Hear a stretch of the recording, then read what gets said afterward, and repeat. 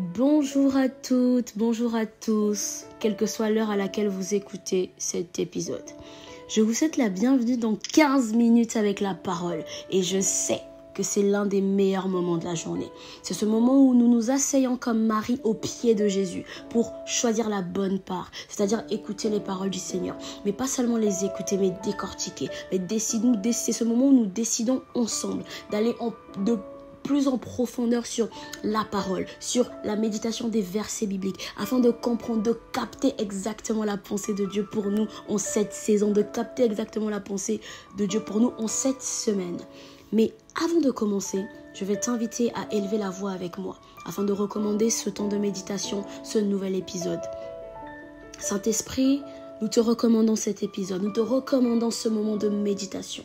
Nous ne voulons pas que ce soit un moment de méditation basé sur nos pensées humaines, basé sur notre réflexion humaine. Non, Seigneur. Ce que nous voulons, ce n'est pas juste lire ta parole, mais nous voulons aller plus en profondeur. Nous voulons comprendre exactement ce que Dieu a préparé pour nous. Nous voulons arriver à comprendre, à capter la pensée du Père pour nous en cette saison, en cette semaine. Nous ne voulons pas juste être touchés, nous ne voulons pas juste être instruits, mais Saint-Esprit, nous voulons être transformés par cette parole que nous allons décortiquer cet après-midi, ce midi, ce matin, quelle que soit l'heure à laquelle nous sommes en train d'écouter cet épisode de podcast. Nous rendons tout l'honneur et toute la gloire à Jésus-Christ. Et nous avons ainsi prié dans le nom de Jésus-Christ et nous disons tous ensemble Amen. Donc je vous souhaite la bienvenue dans ce nouvel épisode. J'espère que vous êtes prêts, nous allons décoller. Pour ce nouvel épisode, l'Esprit a vraiment déposé en moi ce passage biblique qui a été cité durant la prédication de dimanche, donc à ICC Dijon, par le pasteur Narcisse Ami. Le verset, c'est Jérémie 29, verset 11. Et nous allons, comme par habitude maintenant, le lire dans plusieurs versions afin de capter, afin de comprendre, afin de prendre le temps en fait de décortiquer et de comprendre chaque version. Nous allons commencer par la version Bible français courant. La Bible dit dans Jérémie 29, verset 11, « Car moi le Seigneur, je sais bien quel projet je forme pour vous. Et je vous l'affirme, ce ne sont pas des projets de malheur, mais des projets de bonheur. Je veux vous donner un avenir à espérer. » Donc je vais relire, « Car moi le Seigneur, je sais bien quel projet je forme pour vous. Et je vous l'affirme, ce ne sont pas des projets de malheur, mais des projets de bonheur. Je veux vous donner un avenir à espérer. » Nous allons relire exactement le même passage, mais dans la version Darby. « Car moi je connais les pensées que je pense à votre égard, dit l'Éternel, pensées de paix et non de mal, pour vous donner un avenir et une espérance. » Donc, « Car moi je connais les pensées que je pense à votre égard, dit l'Éternel, pensées de paix et non de mal, pour vous donner un avenir et une espérance. » Et pour terminer cette lecture de version, nous allons basculer sur la version Louis II. Jérémie 29, verset 11, n'oubliez pas. Car je connais les projets que j'ai formés sur vous, dit l'Éternel, des projets de paix et non de malheur, afin de vous donner un avenir et de l'espérance. Car je connais les projets que j'ai formés sur vous, dit l'Éternel, projets de paix et non de malheur, afin de vous donner un avenir et de l'espérance. Et ici, on va essayer de décortiquer, donc on va se baser sur Louis II premièrement, et on va essayer de décortiquer un petit peu ce passage. Qu'est-ce que ça veut dire? Quels sont les strongs, quels sont les mots d'origine qui sont utilisés ici? Donc, car je connais les projets que j'ai formés sur vous. Et quand on regarde un petit peu le mot projet, donc les projets en question, bon, le mot grec est un peu compliqué à lire, mais le mot projet utilisé ici, c'est plan, c'est le but. C'est le dessin, c'est le projet. Ça va même plus loin, ça va jusqu'à l'invention. Car je connais les projets, donc, car je connais les plans, les dessins, le but que j'ai formé. Et formé, c'est shachab. Donc, ce mot grec-là, on peut le lire, shachab. Et il signifie penser, projeter, estimer, calculer, inventer, porter un jugement, oui, imaginer, compter. C'est estimer, c'est calculer, c'est méditer.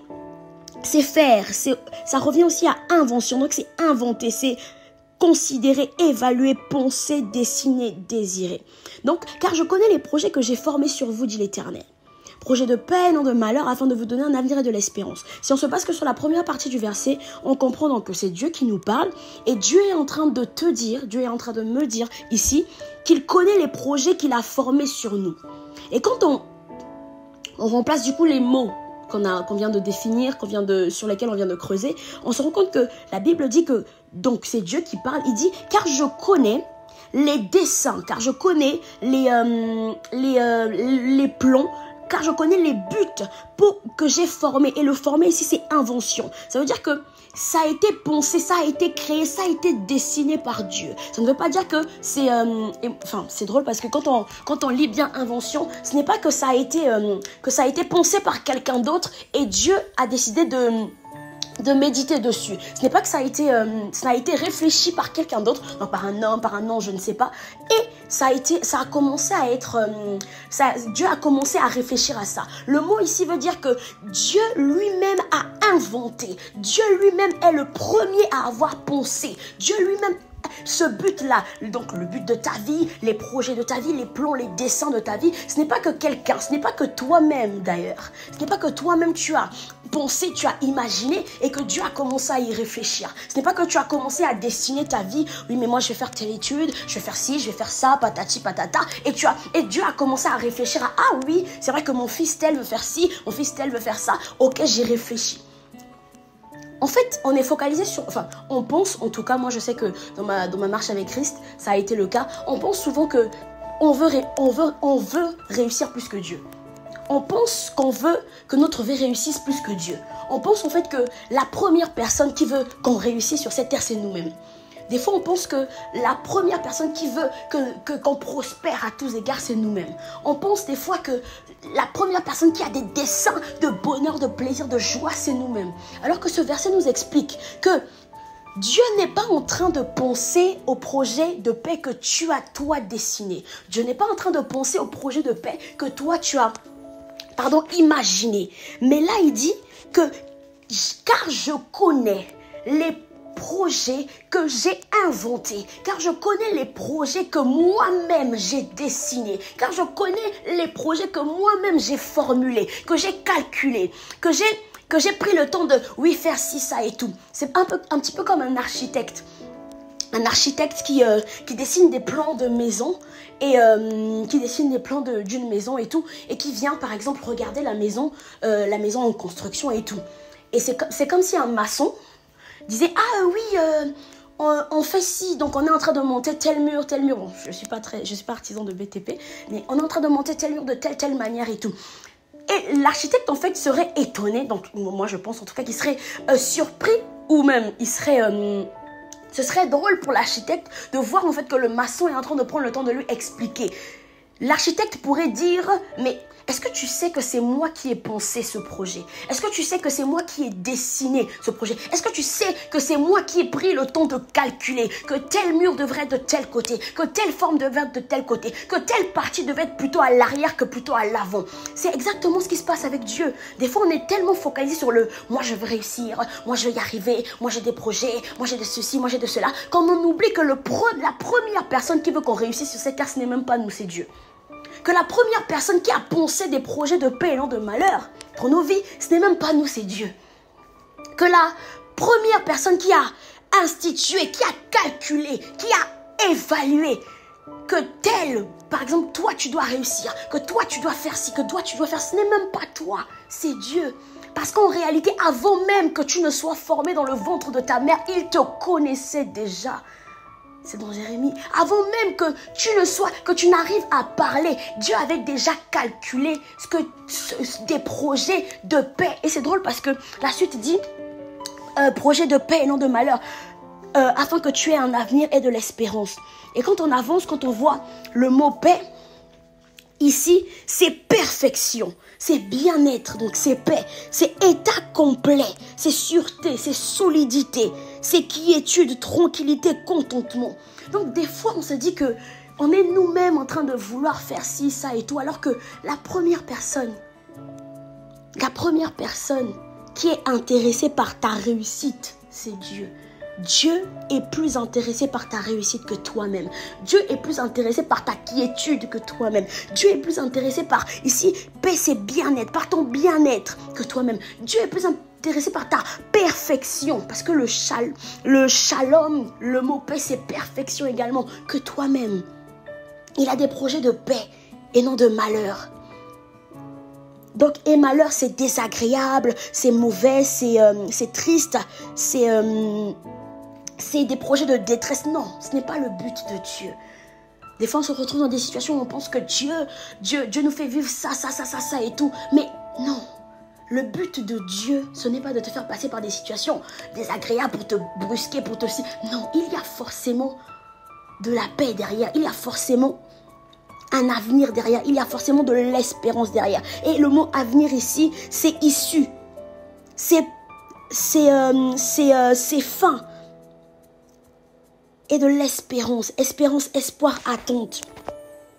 Et des fois, on se dit, oui, mais c'est compliqué, oui, mais c'est difficile, oui, mais si Dieu me fait passer par ci et ça et tout. Quel que soit ce que tu traverses, rappelle-toi seulement que avant même que tu ne sois pensé dans l'idée de tes parents, avant même que nous ne soyons imaginés, avant même que nos parents aient le projet de nous avoir, Dieu avait déjà des projets pour nous. Non seulement il avait formulé, il avait calculé, il avait dessiné, il s'était projeté sur des projets pour ta vie.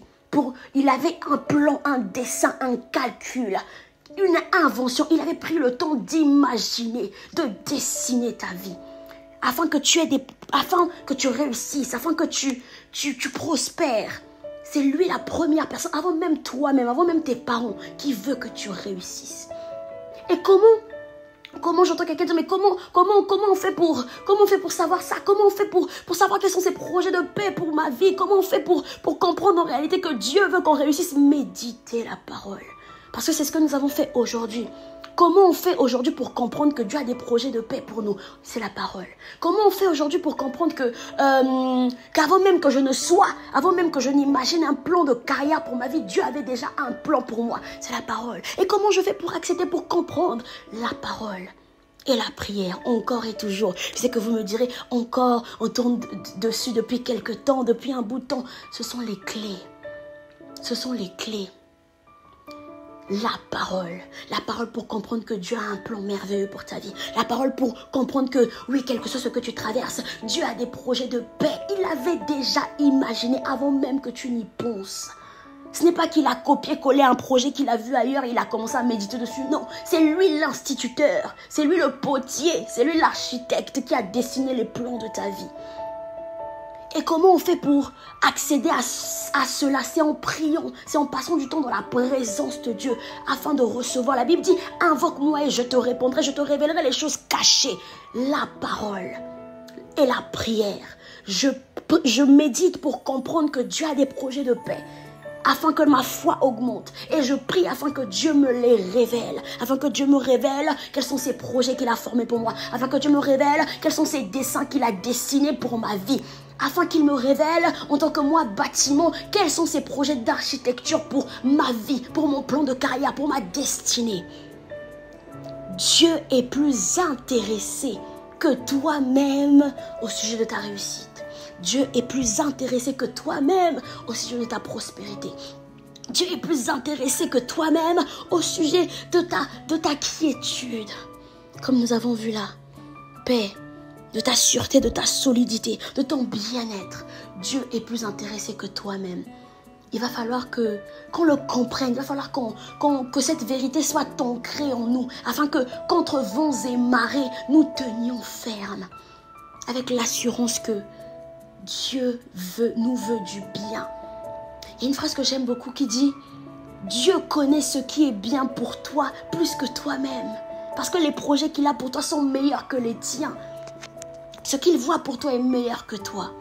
Alors, garde juste la foi. Médite la parole, méditons la parole et prions afin qu'il nous parle et qu'il nous révèle. J'espère que cet épisode t'a parlé. J'espère que ça a pu te faire grandir. J'espère que qu'on sort tout cela avec une parole, avec une compréhension davantage de la parole de Dieu. Et surtout que Dieu nous aide. Que Dieu nous aide à comprendre, à enraciner cette vérité en nous. Et qu'il nous aide à aller le chercher davantage afin de découvrir quels sont ses projets qu'il a pour nous, pour la seule gloire du nom de Jésus-Christ. Je vous souhaite du coup une bonne journée, une bonne soirée, quelle que soit l'heure à laquelle vous avez écouté ce podcast. Je vous invite à liker, à partager, à vous abonner. Et surtout, je vous dis à la prochaine pour le prochain épisode. Peace.